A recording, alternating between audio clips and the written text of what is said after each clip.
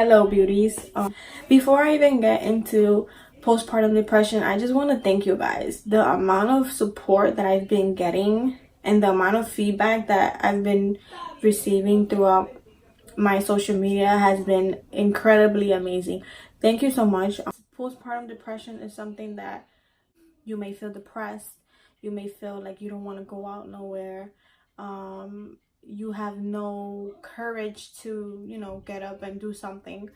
Does not mean postpartum does not mean that you don't love your child. It just means you're not physically and mentally ready, because obviously this is a new child, this is your first time being a mother.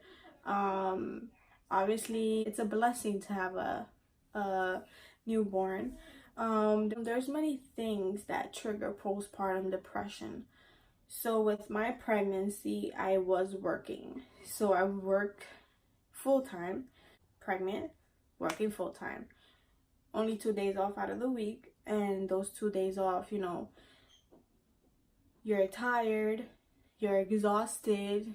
You have to be waking up at 4 o'clock in the morning because your belly is like, she's moving, she's kicking you, she's on your rib. My baby in my belly was crazy. She was kicking me, pushing me while I was working. Obviously, after the 3 months, my boss had told me that I can no longer be lifting anything that's 50 pounds or higher. I can't be going up the stairs, down the stairs, none of that. No heavy lifting, nothing whatsoever. So again, guys, have to be mindful that once you're pregnant, you can do all the things that you was capable of doing when you weren't pregnant.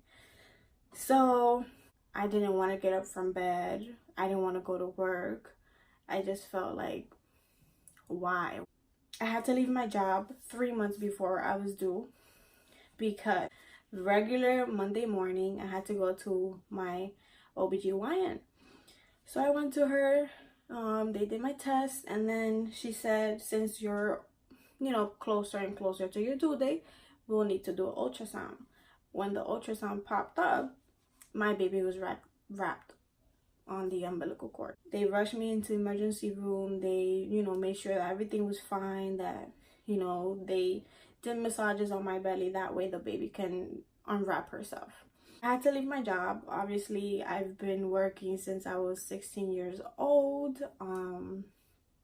I've been independent of myself. My mom taught me how to pay my own bills, how to manage my money.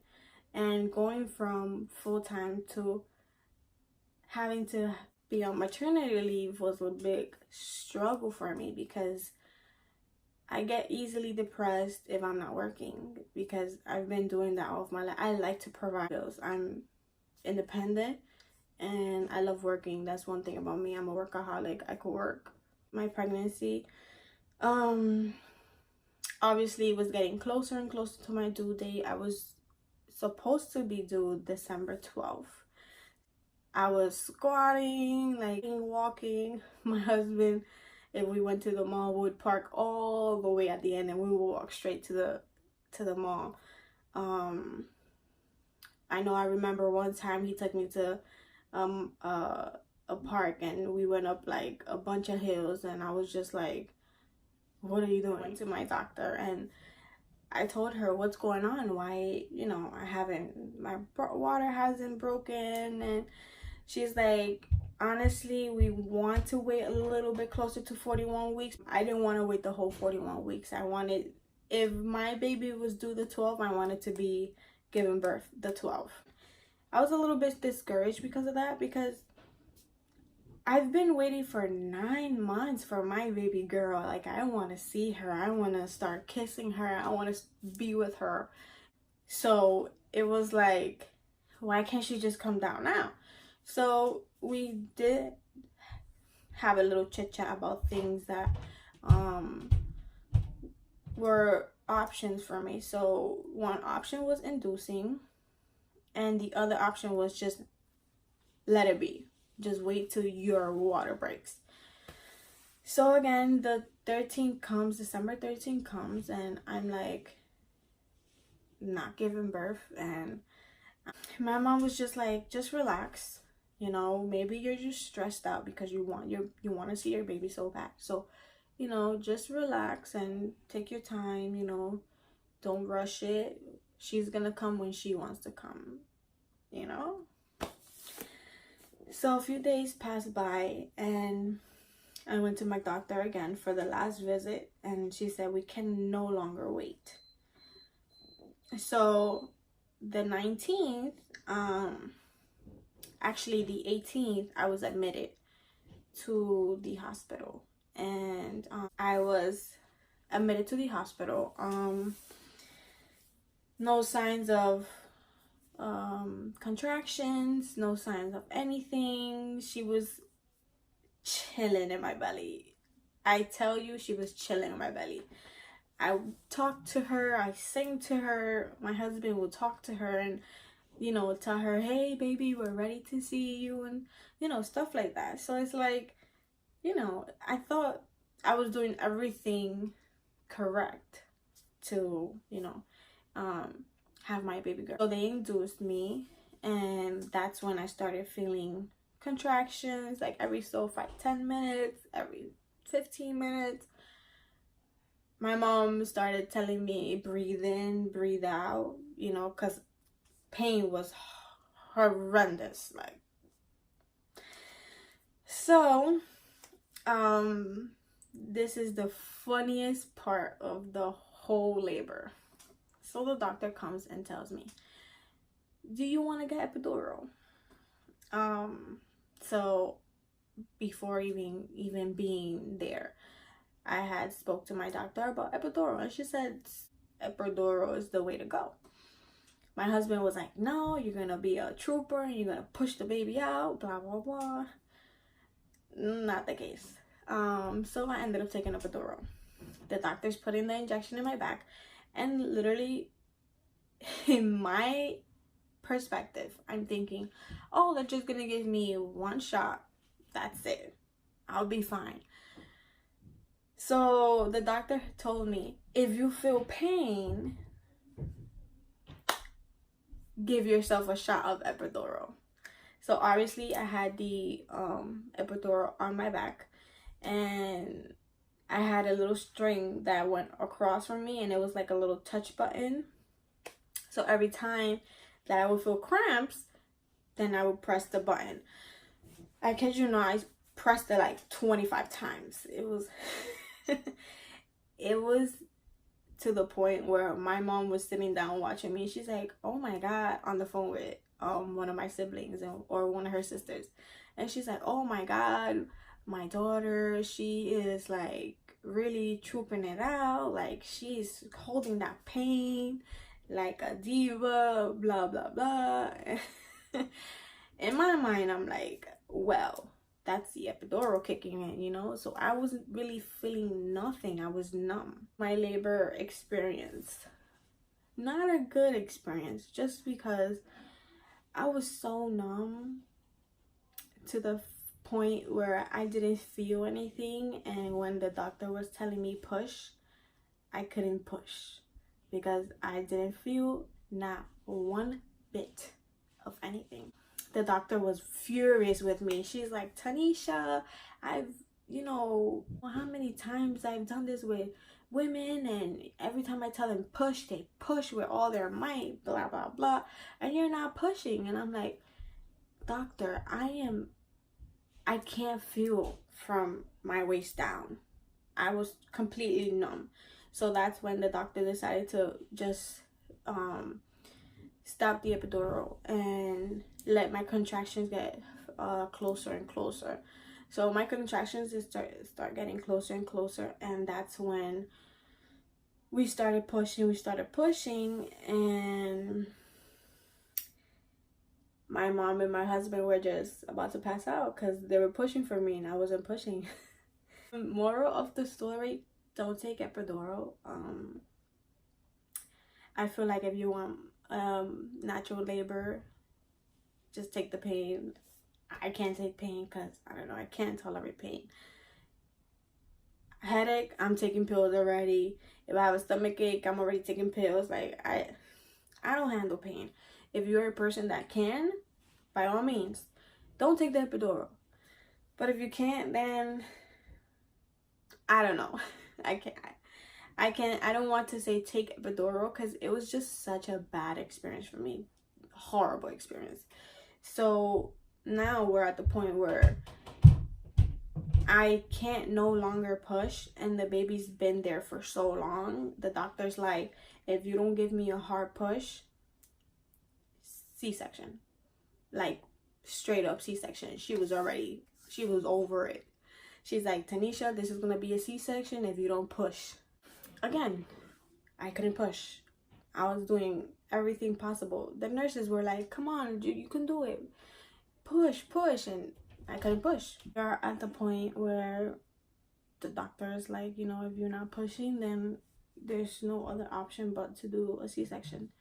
And I didn't want a C-section. I didn't want to be hurting. I mean, this is what I've known about other people with C-section.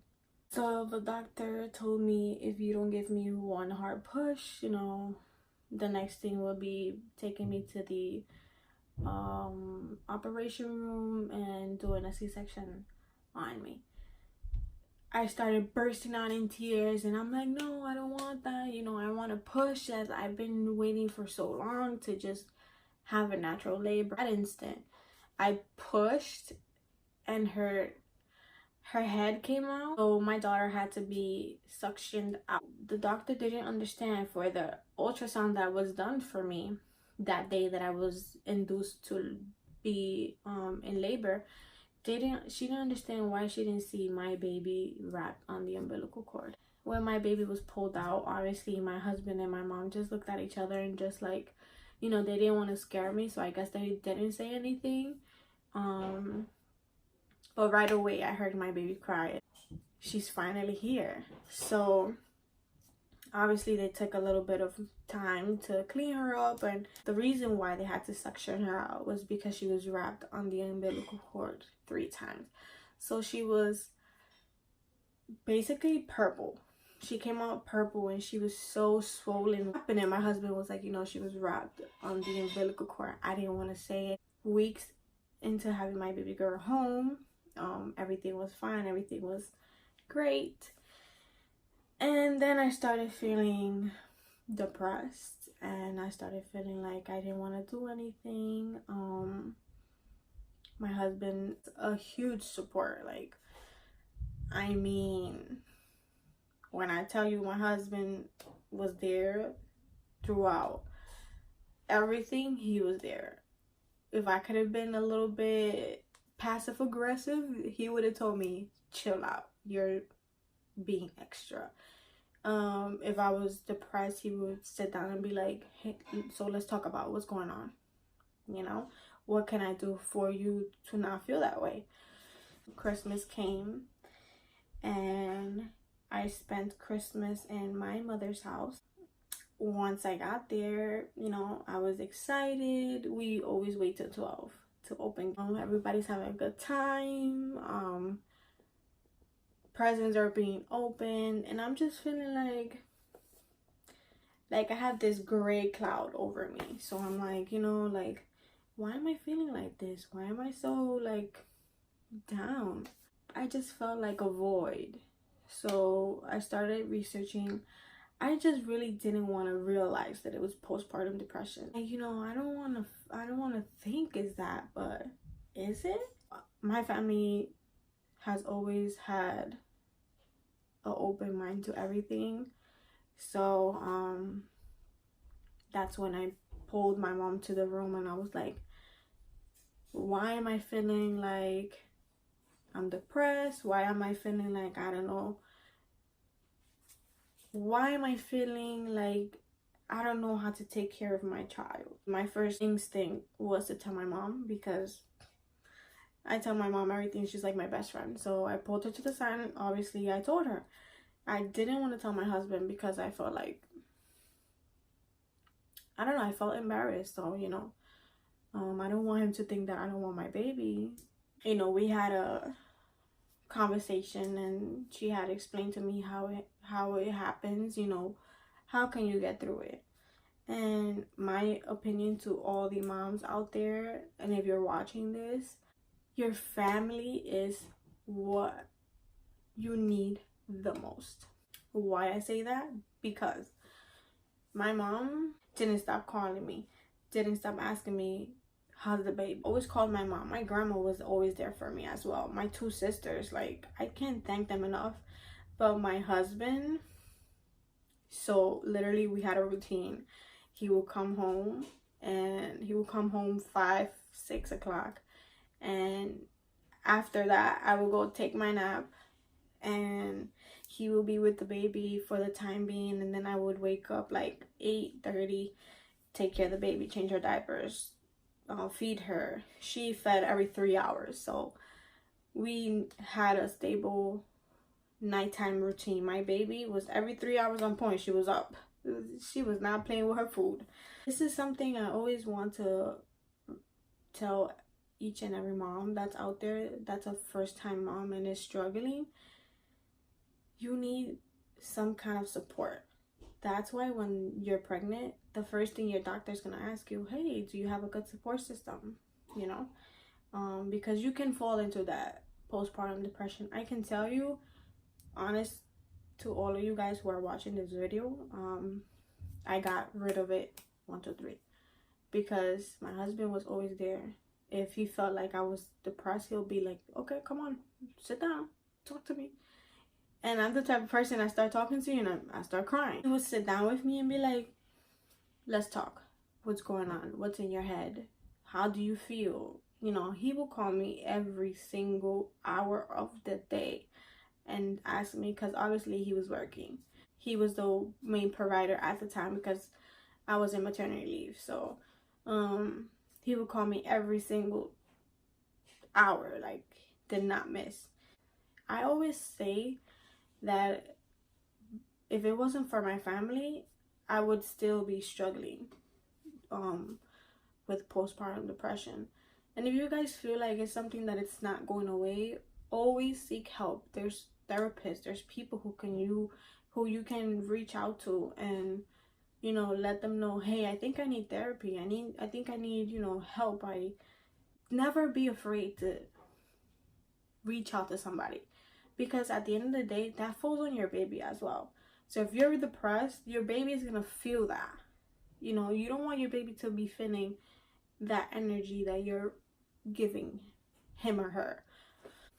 If you are watching this video, I went through postpartum depression, but I was able to flourish and spend time with my daughter, and you know, be there for my kid. And you know, I learned her cries. So if she cries for milk, if she cries because she's fuzzy, if she cries if she's colicky, you know, those are different things that you need to, as a mom, pay attention to. You know, I don't regret anything. My little girl Jalen has been such a blessing in my life, and thank you to my family, and thank you to my husband. They all have been a huge part of the reason why I am starting to feel normal and, you know, back on my rhythm. If you do have postpartum depression, do not go back to work right away. And I know things get pretty tight at home, and you might feel like, I need to go back to work because I need to pay this and I need to pay that. But you don't know how physically and mentally ready you are. Because I was so swollen for about 4 weeks because of so much epidural that I had put on myself, that when I went back to work, I was like irritated. I didn't want to do nothing. It's something that can also strain your stability, your mentality, and physically you're just not ready to go back to work. I did suffer from postpartum depression. It's something that you don't want to go through, because obviously it's a rough time. Now I would give the world to be with my baby. Jalen is literally my rock. Like, I can't stress the happiness that she has brought to my life and to everybody who she meets.